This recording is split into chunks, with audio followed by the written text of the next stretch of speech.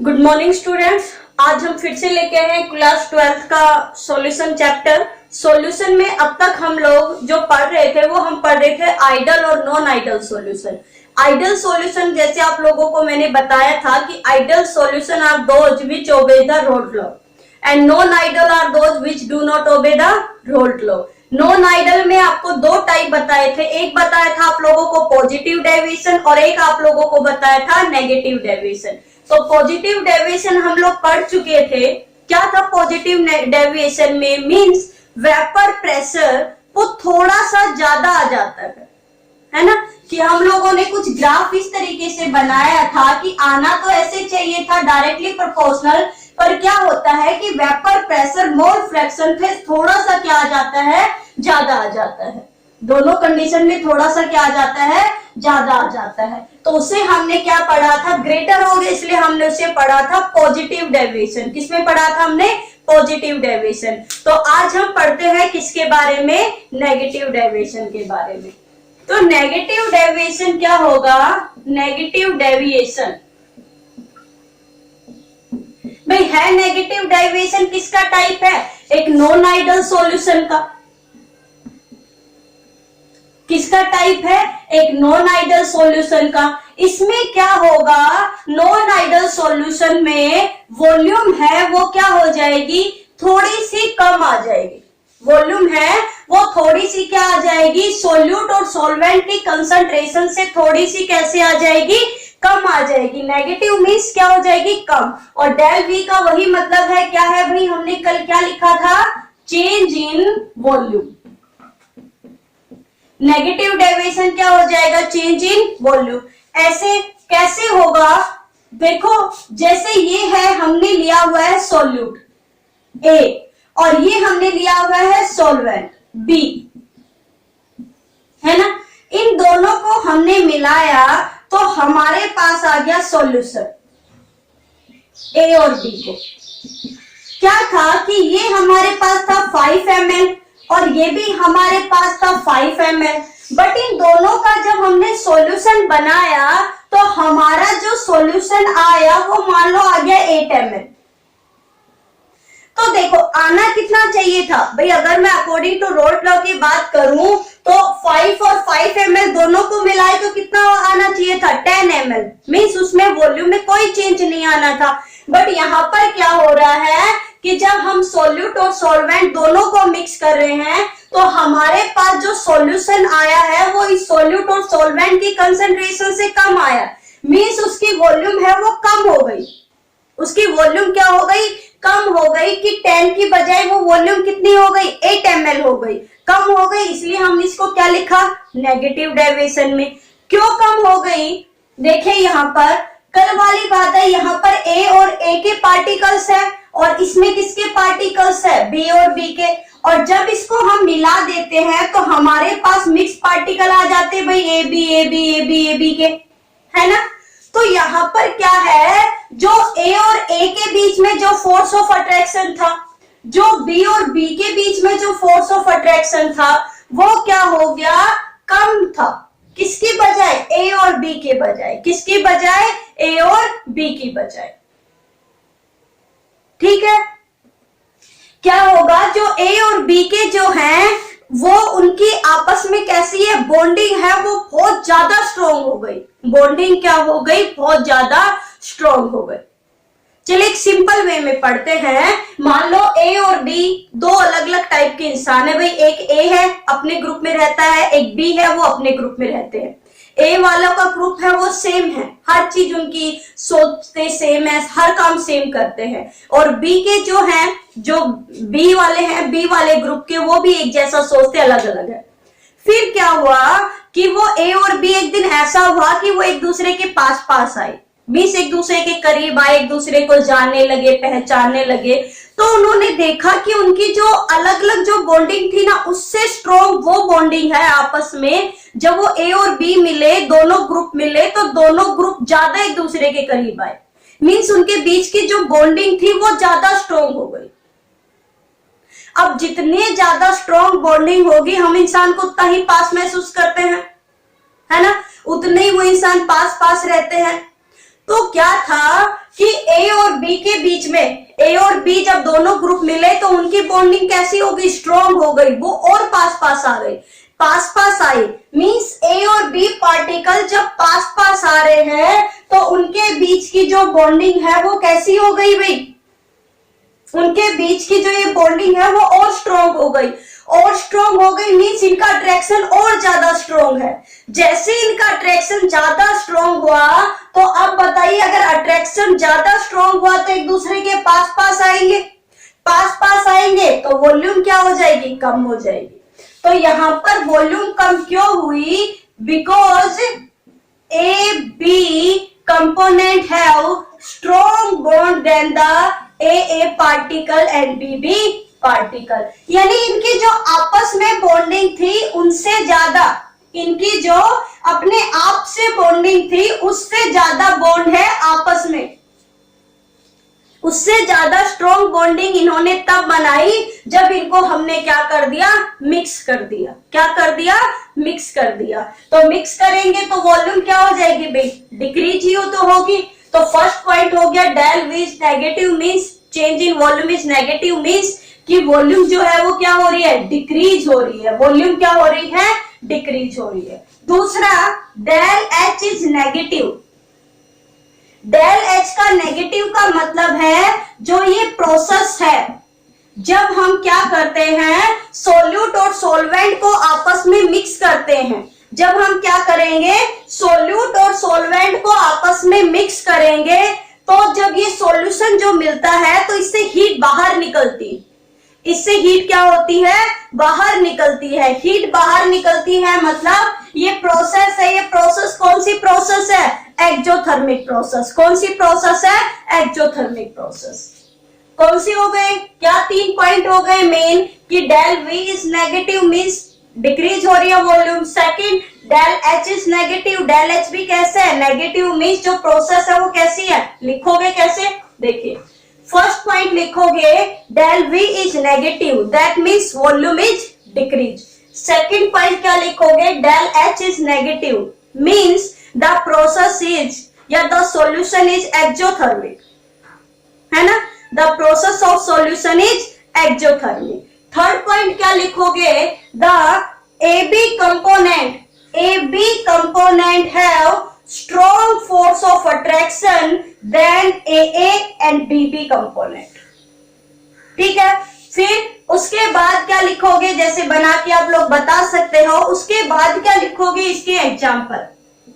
Example में देखो, अगर आप कोई भी एसिड है, अगर आप उसको वाटर में मिक्स करते हो तो देखना, कभी लैब में भी देखा होगा आप लोगों ने, 10th में हमारे एक एसिड का चैप्टर है तो लैब में करवाते हैं, या अभी भी आप 12th में प्रैक्टिकल करोगे तो देखोगे कि जब भी एसिड में हम लोग वाटर मिक्स करते हैं ना, या एसिड और बेस मिक्स करते हैं, तो उससे कुछ अमाउंट में हीट बाहर निकलती है। मींस हमारा जो बीकर है वो गर्म हो जाता है।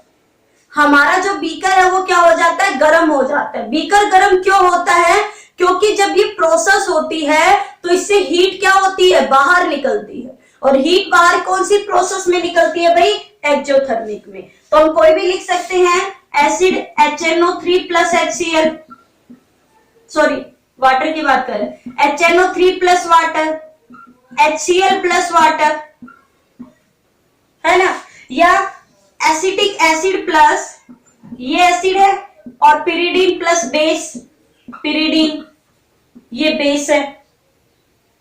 क्लोरोफॉर्म प्लस बेंजीन, क्लोरोफॉर्म में जब आप बेंजीन मिलाओगे, आपको दिखाएंगे भी लैब में, कि तो भी ये प्रोसेस कैसी है, इससे हीट बाहर निकलती है। इससे क्या होती है, हीट बाहर निकलती है।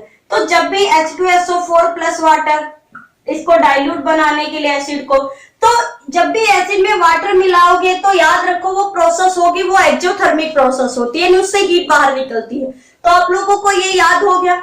सेकंड, अगर हम बात करें एसिटिक एसिड और pyridine, acetic acid is acid और पिरिडीन इज द बेस, तो ये भी क्या होगा, साल्ट बनाएंगे तो एक्सोथर्मिक प्रोसेस है। अब आप लोग कैसे याद रखोगे, ये हो गया, ये वाली प्रोसेस हो गई। अब आप लोगों को इसका क्या बनाना है, ग्राफ बनाना है। तो ग्राफ क्या होगा इसका, वही है कि आइडियल सॉल्यूशन के अकॉर्डिंग, अगर हम बात करें, ये दो ग्राफ है जैसे आप लोगों को बताया था कि आइडियल सॉल्यूशन के अकॉर्डिंग क्या होना चाहिए था, आइडियल सॉल्यूशन के अकॉर्डिंग क्या होना चाहिए था भाई, एक स्ट्रेट ग्राफ आना चाहिए था। यहाँ x इक्वल टू 0 और एक्स बी इक्वल टू कितना है 1, उल्टा लिखा था ना, x से यहाँ पर कितना है 1 और यहाँ पर एक्स बी कितना है 1 0। ये वेपर प्रेशर है, एक स्ट्रेट ग्राफ आना चाहिए था। बट होता क्या है, जब हम सॉल्यूशन को मिलाते हैं तो वेपर प्रेशर थोड़ी सी अमाउंट में डिक्रीज हो जाता है, ऐसे ये डिक्रीज हो रहा है ना। ये क्या हो जाता है, थोड़ी सी अमाउंट में आना तो चाहिए स्ट्रेट ग्राफ, पर ये क्या हो गया, थोड़ा सा क्या हो जाता है, डिक्रीज हो जाता है। मतलब हम थोड़ा सा झुकाव दिखा देते हैं, झुकाव का मतलब ये क्या हो रहा है, डिक्रीज हो रहा है ना। तो यहां पर ये हो गया भाई, ये किसका था पी ए नॉट, ये कितना हो गया पीबी नॉट और पी टोटल कितना हो गया P A not plus PP. ठीक है, तो ये है नेगेटिव डेविएशन, ये कौन सा है नेगेटिव डेविएशन। तो चलिए अब आप लोगों को एक बार कंप्लीट बता देते हैं, या आपने नोट डाउन कर लिया होगा। जैसा मैं हमेशा कहती हूँ कि जब भी केमिस्ट्री पढ़ने लगो अपने पास अपनी नोटबुक और पेन लेकर बैठा करो और चीजों को नोट करते रहा करो।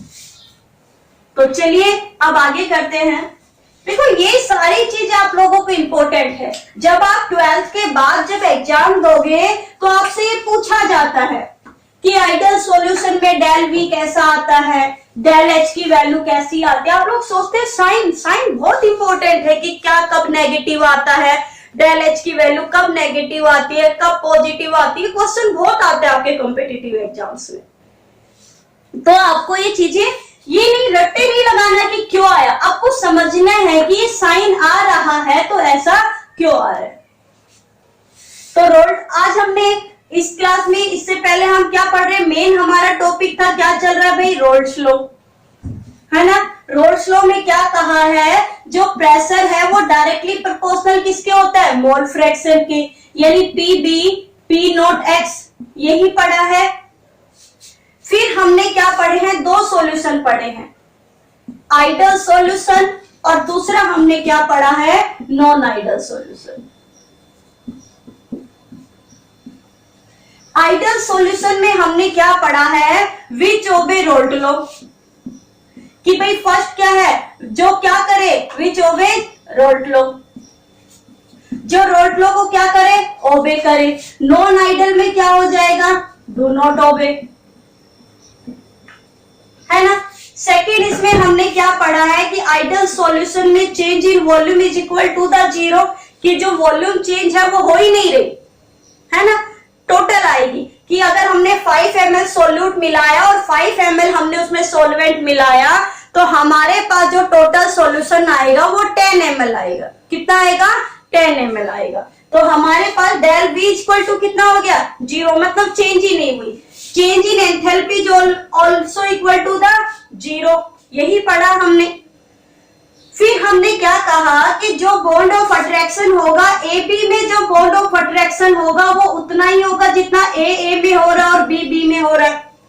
फिर हमने इसके पढ़े एग्जांपल कि सेम जैसे भी एन हेक्सेन है वो किसमें मिक्स कर दिया, एन हेप्टेन में, या क्लोरोब्रोमाइड है वो किसमें मिक्स कर दिया, ब्रोमोब्रोमाइड में। नॉन आइडियल में हमने क्या पढ़ा, जो रोल्ड लॉ को ओबे नहीं करता, means del V is not equal to the 0, कि चेंज इन वॉल्यूम 0 नहीं हो रहा है, या तो वो बढ़ रहा है या वॉल्यूम क्या हो रही है, घट रही है। Del H is also not equal to the 0, यानी एंथैल्पी भी, कभी हीट हमें देनी पड़ रही है सॉल्यूशन को बनाने के लिए तो कभी हीट हमें क्या करनी पड़ रही है, बाहर निकल रही है। फिर इसमें बॉन्ड ऑफ अट्रैक्शन भी नहीं होगा, या तो कम होगा या ज्यादा होगा। कैसे, एक हमने पढ़ा है पॉजिटिव डेविएशन और एक हमने पढ़ा इसमें नेगेटिव डेविएशन। जब वॉल्यूम इंक्रीज हो जाए किसमें होगी वो, पॉजिटिव डेविएशन में। डेल एच पॉजिटिव मतलब एंडोथर्मिक प्रोसेस किसमें आएगी, पॉजिटिव डेविएशन में। बॉन्ड ऑफ अट्रैक्शन क्या बताया था कि ए बी बॉन्ड वीक होगा, किससे, ए से या फिर बी से, और उसके एग्जाम्पल। नेगेटिव डेविएशन का डेल V कितना होगा, change in volume negative means decrease होगी, del H is also negative. तो आप याद रख सकते हो पॉजिटिव में पॉजिटिव वैल्यू आएगी और नेगेटिव में नेगेटिव।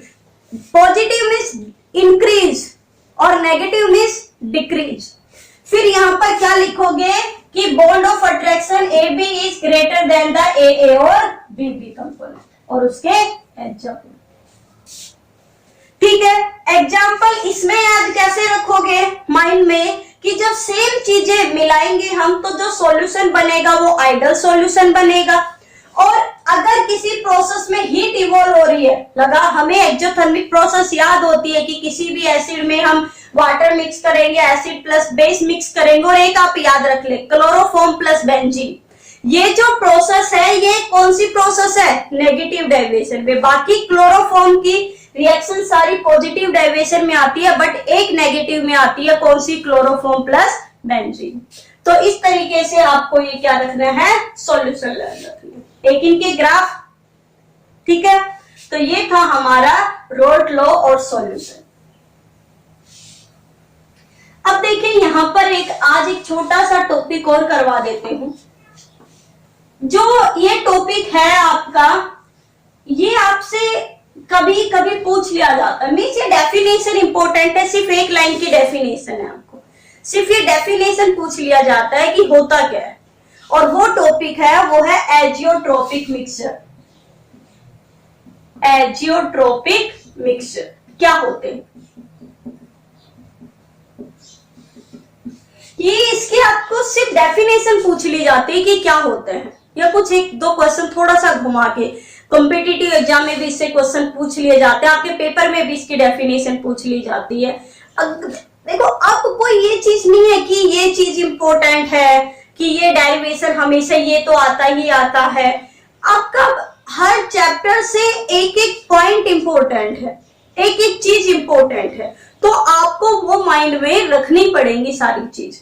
एक बार समझ में नहीं आता, दो बार वीडियो देखिए, 3 बार देखिए, आपको समझ में आएगा। कोई कंफ्यूजन है तो आप लोग क्वेश्चन कीजिए, वो आप लोग को कंफ्यूजन भी दूर किया जाएगा। तो चलिए सबसे पहले हम एजियोट्रोपिक मिक्सचर पढ़ने से पहले हम 2 चीजें ध्यान में, 3-4 चीजें हैं जो हमें ध्यान रखनी है। पहली बात कि सॉल्यूशन जो होना चाहिए वो बाइनरी होना चाहिए। बाइनरी सॉल्यूशन मतलब बाई मीन्स 2 कंपोनेंट, सिर्फ 2 कंपोनेंट होने चाहिए, यानी उसमें एक तो सोल्यूट होना चाहिए और दूसरा उसमें सॉल्वेंट होना चाहिए। 1 सोल्यूट एंड 1 सोल्यूट। जब 2 कंपोनेंट से कोई मिक्सचर बनेगा, सॉल्यूशन बनेगा, उसे हम कहते हैं बाइनरी। 3 से बने उसे हम कहते हैं ट्राइनरी, 4 से बने उसे हम कहते हैं टेट्रानरी, मतलब आगे हो जाएगा। तो एक तो सॉल्यूशन कैसा होना चाहिए, बाइनरी, कि एक सॉल्यूट और दूसरा सॉल्वेंट, और दोनों ही होने चाहिए लिक्विड फॉर्म में। दोनों ही कौन सी फॉर्म में होना चाहिए, लिक्विड फॉर्म में। दूसरा जो इंपॉर्टेंट पॉइंट है वो इनकी जो कंपोजिशन है ना वो फिक्स होती है। कंपोजिशन कैसी होगी, फिक्स होगी। मींस ये नहीं कि एक कम ले लिया ज्यादा, नहीं, इनकी कंपोजिशन कैसी होती है, फिक्स होती है। थर्ड, जब इनकी कंपोजिशन फिक्स हो जाती है तो इसमें क्या होगा कि इनका जो टेम्परेचर है, वो इनका जो बॉइलिंग पॉइंट है वो कांस्टेंट आ जाता है। इनका जो बॉइलिंग पॉइंट है वो कैसा आ जाता है भाई, कांस्टेंट आ जाता है। Means they boils at a constant temperature। ठीक है, वो क्या होते हैं, एक कांस्टेंट टेम्परेचर पर बॉयल हो जाते हैं। ठीक है, फोर्थ क्या होगा, जब ऐसा होता है तो फ्रैक्शनल डिस्टिलेशन पॉसिबल नहीं होता। Fraction distillation is not possible।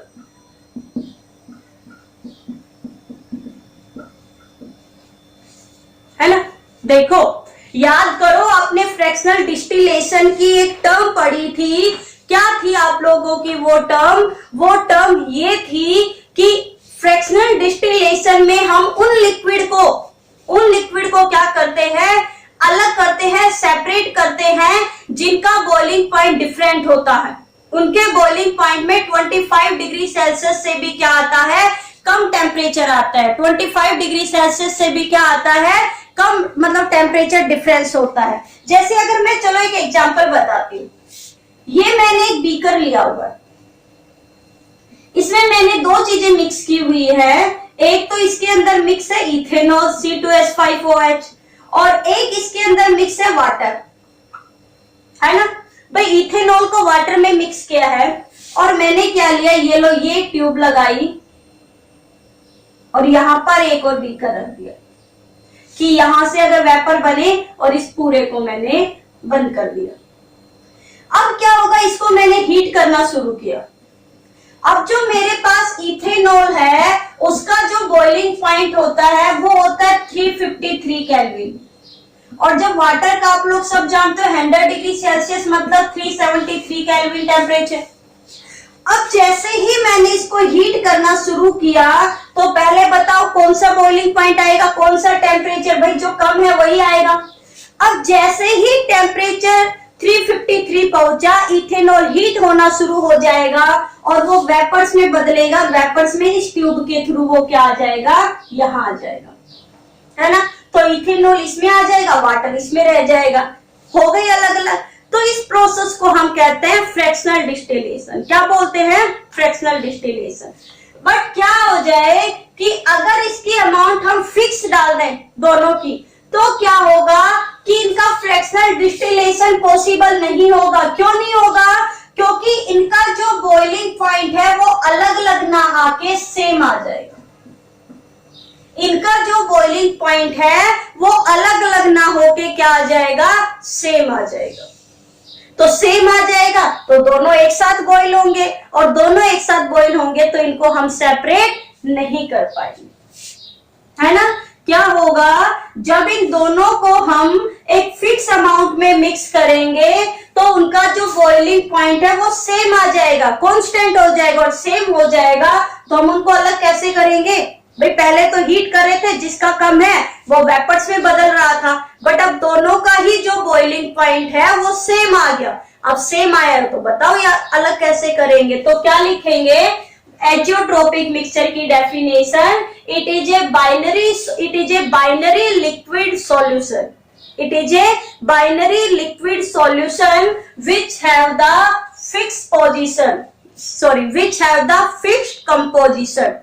It is a binary liquid solution which have a fixed composition and have a constant boiling point.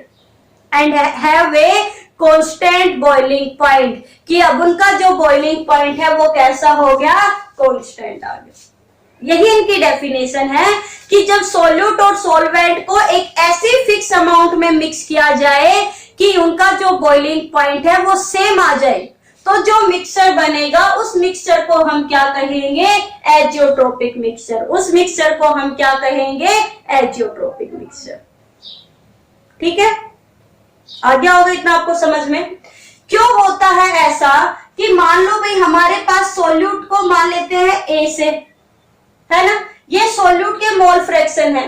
तो क्या होगा, ये सॉल्यूट कब है, जब लिक्विड फॉर्म में है ना।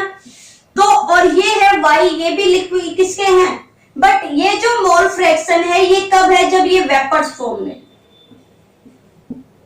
कब है ये, वेपर्स फॉर्म में। तो जब सॉल्यूट के लिक्विड का जो मोल फ्रैक्शन है वो उसके वेपर्स के मोल फ्रैक्शन के इक्वल है, या कहें कि सॉल्वेंट के जो लिक्विड के वेपर प्रेशर है वो उसके